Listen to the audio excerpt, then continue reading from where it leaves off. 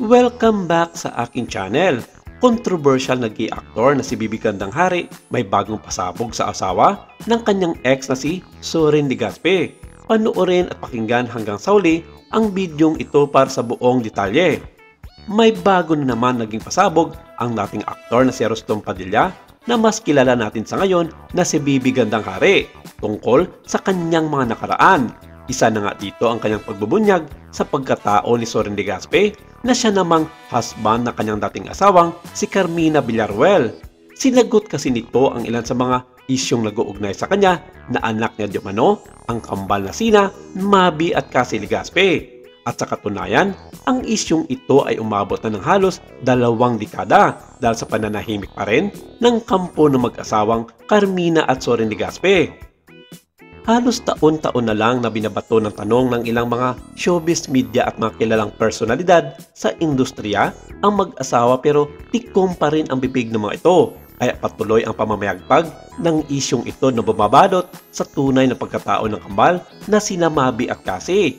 At ang isyo tungkol sa DNA test ng 2 bata noon ay hindi na naisapubliko ng pamilya Legazpi na nag-ugat nga para kwestiyonin ng mga netizens ang mag-asawang Carmina at Soren tungkol dito sa naging resulta ng nasabing pagsusulit sa pagkakakilanlan ng tunay na ama ng kanilang kambal. Hindi mawari na tila may tinatago na sekreto ang pamilya Legazpi tungkol sa bagay na ito na pilit namang tinatabunan ng ilang malalaking isyo sa showbiz. Pero hindi pa rin mawala ang mga taong gustong malaman ang buong katotohanan sa pagkatao ng dalawa. At ang mas nakakaluka dito ay hindi lamang sa isang tao na katutok ang pagkakakilanlan ng ama ni Cassie at Mabi. Dahil isa rin sa mga matutunog na pangalan dito ay ang 90s hunk actor na si Aga Mulak.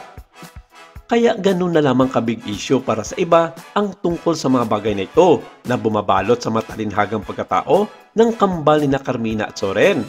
Sa ngayon, masaya at tahimik nang naninirahan sa US sa Rostom Padilla aka Bibi Gandang Hari matapos matanggap ang kanyang American citizenship noong 2022 at nito lamang linggo masaya niyang ibinabahagi sa kanyang Instagram post na siya ay isang certified student ng Los Angeles Film School sa California kung saan kumuha siya ng pangalawang kurso at masaya rin itong ibinahagi ang isa sa kanyang mga naging achievement sa nasabing school bilang isang Student of the Month. Sa kanyang naging interview sa US-based showbiz media personality na si Vivian Alcaide, dito maraming bagay siyang inamin tungkol sa kanyang managing buhay lalong-lalo na bago pa man siya naging tunay at ganap bilang si Bibi Gandang Hari. Dito rin niya tinuldukan ang matagal ng isyo na inuugnay sa kanya tungkol sa idumanoy siya ang totoong ama ng 2 anak ni Carmina at Soren na sina Mabi at Cassie. Siya mismo ay saksi kung paano hinaharap ng mag-asawang Mina at Soren ang mga isyo na binabato sa kanila sa matagal ng panahon. At real talk naman, talagang hirap na ang mga ito na hinaharap ang sakit na kanilang nararamdaman sa tuwing binabash ang mga ito ng mga netizens na may kaugnayan sa pagkatao ng mga bata at maging sa buhay pag-ibig ng mga ito. Pero alam niya kung anong meron ang mag-asawa, lalong-lalo na kanyang ex na si Carmina dahil sinabi nitong isang malakas at matapang na tao ang kanyang dating asawa at hindi ito basta-basta bibigay sa mga pagsubok sa kanyang buhay. Yung, di ba, yung naging mag-boyfriend na yata. Mag-boyfriend na sila. Nino! Pero, ni ano nga? Nino? Ni Meron kang... Jonathan! Yes! Meron nga palang sudo. Si Jonathan. Si Jonathan. So, di pa yan umabot kung paano sila nag-iwalay. Marami pa, no? Because honestly, Baby Uncut is all about yung journey nitong taong ito, nitong kaluluwang ito. They've got to be very open.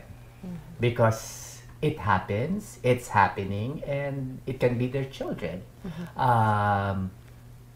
But it's not abnormality. Yun lang ang pwede kong sabihin eh.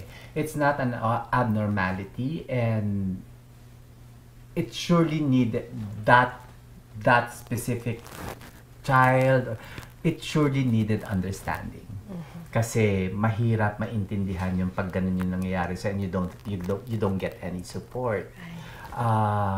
But yes, kailangan maintindihan ng ng parent para mag-guide ng husto yung bata.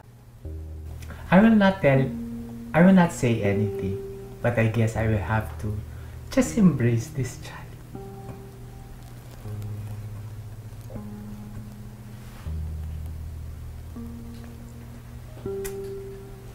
That kid needed an embrace.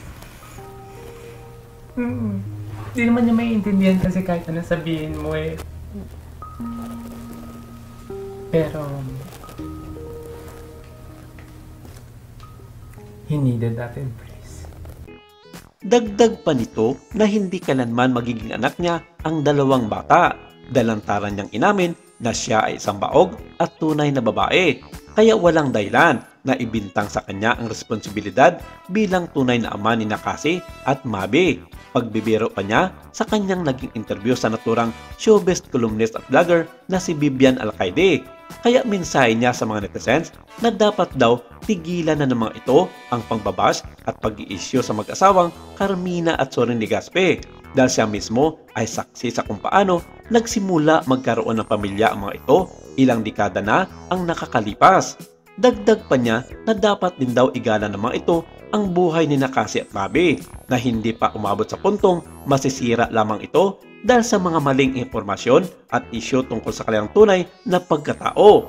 Maraming salamat. Ito lang muna ang ating update for today.